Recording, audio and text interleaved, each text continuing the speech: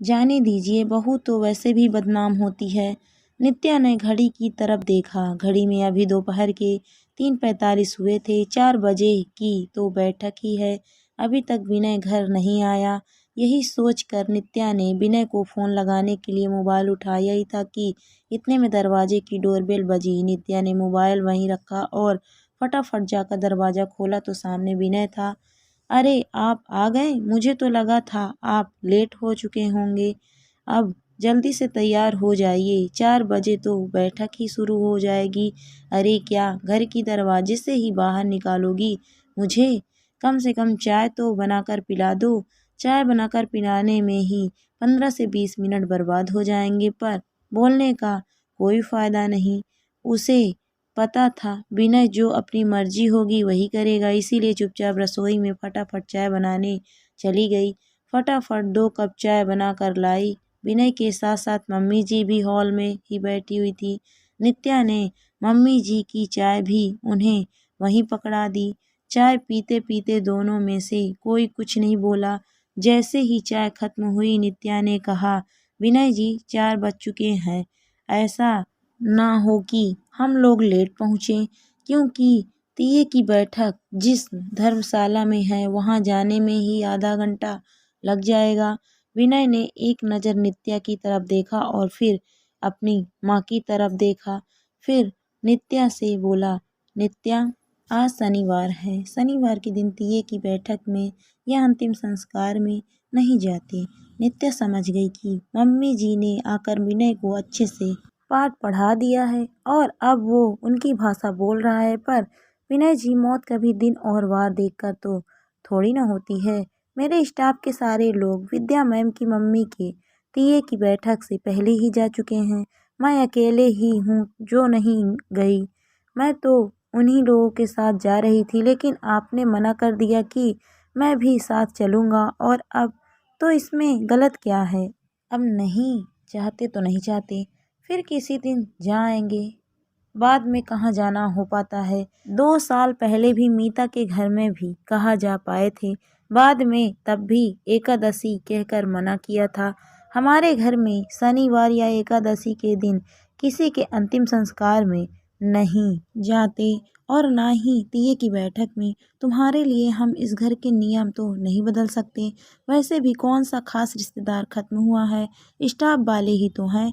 अब की बार मम्मी जी कड़े शब्दों में बोली, लेकिन मम्मी जी अगर हम किसी के सुख में ना जा पाएँ पर दुख में तो जाना ही चाहिए ना। फिर ये तो हम मेरे सहकर्मी हैं, उनके साथ में 10 सालों से काम कर रही हूँ, तो हम क्या करें? तुम्हारे ऑफिस के सहकर्मियों के लिए हमारे पास फालतू वक्त नहीं है। कोई रिश्तेदार हैं तो बोलो, हमने तुम्हारे किसी रिश्तेदारों के लिए तो मना नहीं किया है। वैसे भी तुम्हें जॉब करने की परमिशन दी थी, व्यवहार बनाने की नहीं। नित्या ने आशा भरी नज़रों से विनय की तरफ देखा, लेकिन विनय ने उसे नज़रअंदाज कर दिया। इतने में मम्मी जी बोली, चल विनय, आज तू जल्दी घर आ गया है तो मेरे मामा जी के घर हो आते हैं, उनसे मिले हुए काफ़ी दिन हो गए। ठीक है मम्मी जी, आप तैयार हो जाओ। अरे मैं तो तैयार ही हूँ, कहते हुए मम्मी जी और विनय दोनों घर से बाहर निकल गए। नित्या वहीं खड़ी दोनों को जाते हुए देखती रह गई। यह पहली बार नहीं था। नित्या के स्टाफ ने जब भी कुछ इस तरह का काम होता तो नित्या को जाने से साफ साफ तो नहीं पर टाल मटोल कर मना कर दिया जाता, और आज बहाना शनिवार का किया। नित्या अच्छी तरह से जान चुकी थी कि वह किसी और दिन भी नहीं जा पाएगी, क्योंकि पिछली बार भी यही हुआ था जब 2 साल पहले उसके स्टाफ में पढ़ाने वाली मीता के भाई की मौत हुई थी। उस वक्त तीये की बैठक एकादशी तिथि पर थी, पर उसी का बहाना बनाकर इन लोगों ने उस दिन जाने से मना कर दिया, यह कहकर कि बाद में जाएंगे, लेकिन वह बाद आज तक नहीं आया। नित्या को बिल्कुल भी समझ नहीं आता था कि वो और विनय दोनों वॉकिंग है, पर विनय के सहकर्मियों के लिए सुख दुख में विनय और मम्मी जी हमेशा तैयार खड़े रहते हैं, जबकि नित्या को हमेशा कहा जाता है कि बेवजह फालतू के व्यवहार मत बनाया करो, काम करने जाती हो तो काम करो। वहाँ तुम्हें व्यवहार बनाने के लिए नहीं भेजा जाता। खैर वो दिन भी ऐसे ही निकल गया। दूसरे दिन रविवार था। अगले दिन सोमवार को जब वह अपने स्कूल पहुंची तो वहाँ अभी 3-4 स्टाफ मेंबर ऐसे ही थे जो बैठक में नहीं जा पाई थी। उन्होंने नित्या से पूछा, हम लोग उस दिन बैठक में जा नहीं पाए थे, फिर कल संडे आ गया। अब तुम जानती हो कि घर में कितने काम होते हैं, इसीलिए हम सोच रहे हैं आज स्कूल के बाद सीधे विद्या जी के घर चले जाते हैं, उनसे मिलना भी हो जाएगा। तुम चलना चाहो तो हमारे साथ चल चलना। नित्या को पता था कि अगर वह विनय को फ़ोन लगाकर पूछेगी तो वह मना ही करेगा। अभी नित्या सोच रही थी कि उसकी एक सहकर्मी ने कहा, ज़्यादा देर नहीं रुकेंगे, सिर्फ 10-15 मिनट में वहाँ से रवाना हो जाएंगे और फिर विद्या का घर तो हमारे रूट में ही है। नित्या ने सोचा कि 10-15 मिनट में क्या फ़र्क पड़ेगा, इसीलिए उसने उनके साथ जाने के लिए हाँ कर दी। छुट्टी के बाद वो लोग विद्या जी के घर की तरफ निकले। अभी घर के गेट तक पहुंची ही थी कि इतने में नित्या का मोबाइल बज उठा। देखा तो विनय का फ़ोन था। मोबाइल उठाते ही विनय ने कहा, नित्या मुझे और मम्मी को 3 बजे आरती बहन के घर निकलना, इसीलिए रास्ते में कहीं सामान लेने मत रुक जाना, जल्दी से घर आ जाओ। नित्या ने मोबाइल में चेक किया तो अभी 2:30 बज रहे थे। 10 मिनट भी अगर वो यहाँ रुकती है तो भी आराम से 2:50 तक पहुँच जाएगी, इसीलिए उसने कहा, मैं आपके निकलने से पहले घर पहुँच जाऊँगी, आप लोग तैयार रहना। निकलने से पहले पहुँच जाऊँगी का क्या मतलब है? तुम सीधे घर नहीं आ रही हो? कहीं विद्या के घर तो नहीं चली गई? दरअसल मैं अपने सहकर्मियों के साथ विद्या जी के घर पर आई हुई हूँ, बस 5 मिनट में निकलती हूँ। तुम्हें मना किया था ना, फिर भी तुम्हारे व्यवहार जरूरी है, आरती जरूरी नहीं है। अरे तो मैं कौन सा उनके घर जा रही हूँ, वो तो आप और मम्मी जा रहे हो ना, और 3 बजे के पहले ही मैं घर पहुँच जाऊँगी। आजकल कुछ ज़्यादा ही पर निकलने लग गए हैं तुम्हारे। तुम्हें घर में शांति पसंद नहीं आती है क्या? अभी मम्मी को पता चलेगा तो कितना हंगामा करेंगी। देखिए विनय जी, मैं 3 बजे से पहले घर पहुँच जाऊँगी बस। निधि 7 वर्षीय बेटी से कहना कि मेरे कपड़े निकाल कर घर के बाहर वाले बाथरूम में रख दे ताकि मैं घर में नहाकर प्रवेश कर सकूं। कहकर नित्या ने फ़ोन रख दिया। नित्या का दिल जोरों से धड़क रहा था। उसे पता था कि अब घर पर अच्छा खासा हंगामा होने वाला है, पर फिर भी मोबाइल को बैग में रख विद्या जी के घर गई और 5 मिनट रुककर वहां से निकल गई। जैसे ही घर पहुंचकर घर का मेन गेट खोलकर अंदर घुसने लगी, वैसे ही मम्मी जी ने चिल्लाना शुरू कर दिया, क्या लेने को आई है अब घर पर? अपने व्यवहार निभाते फिर परिवार जाए भाड़ में। अपने भी घर के कुछ शगुन होते हैं, जब देखो तो अब शगुन करने में लगी रहती है। परिवार की परवाह कहाँ है?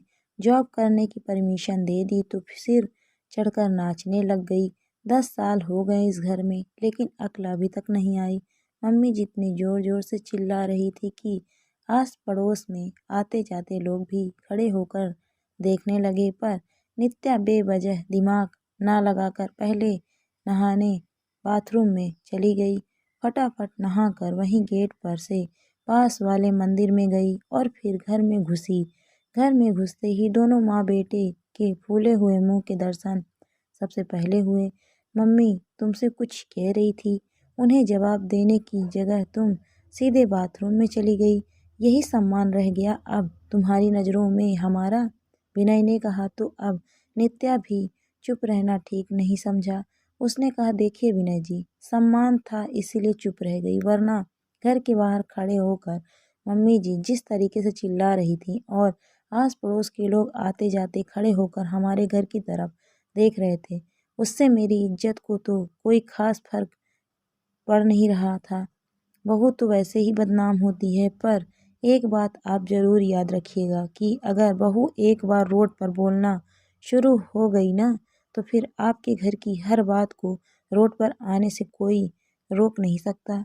इसीलिए पहले मम्मी जी को सोचना चाहिए था कि वो कहाँ बोल रही हैं। और दूसरी बात यह, क्या बार बार कहते रहते हो कि जॉब करने की परमिशन दी थी, व्यवहार बनाने की नहीं? अरे कोई इंसान 10 साल से एक ही जगह पर काम कर रहा है तो व्यवहार तो बनेगा ही ना। क्या गूंगा बहरा होकर थोड़ी ना बैठे रहेगा वहाँ पर। और जॉब करने की परमिशन देकर कोई एहसान नहीं किया आप लोगों ने। मैं जो जॉब करती हूँ तो पूरी सैलरी अपने पास नहीं रखती, घर में भी बराबर खर्च करती हूँ। जब जब आप लोगों को ज़रूरत पड़ी मैंने अपनी शेविंग तक निकाल कर दी, तब तो आपको बुरा नहीं लगता। 10 साल से उन लोगों के साथ काम कर रही हूँ, वो लोग मेरे सुख दुख में मेरे साथ खड़े रहते हैं, तो भला मैं उनके दुख में 10 मिनट जाकर भी खड़ी नहीं हो सकती? कौन सा आपके घर के पैसे खर्च करवा रही हूँ वहाँ पर। बोलकर नित्या अपने कमरे में चली गई। विनय ने अपनी मम्मी की तरफ देखा और कहा, मम्मी 3:15 बज रहे हैं, चलो आरती के घर चलकर आते हैं। मेरी बेटी के भी घर के शगुन हैं, ऐसे कैसे मरे करे में जाकर उसके घर जाएं। मैं और आप कहाँ गए हैं? वह तो नित्या गई थी। हाँ तो घर में से ही तो कोई गया है ना। मेरी बेटी के साथ कुछ गलत हो गया तो? मम्मी जी मुंह फुलाकर बोली। ये बात नित्या को अंदर तक सुनाई दे रही थी। उसने मन ही मन सोचा कि कुछ लोग कभी सुधरना नहीं चाहते और शायद सुधरेंगे भी नहीं, इसीलिए मन की बात मन में रखने से अच्छा है कि मुंह पर बोल दिया जाए, क्योंकि ऐसे लोग शायद ऐसी ही भाषा समझते हैं।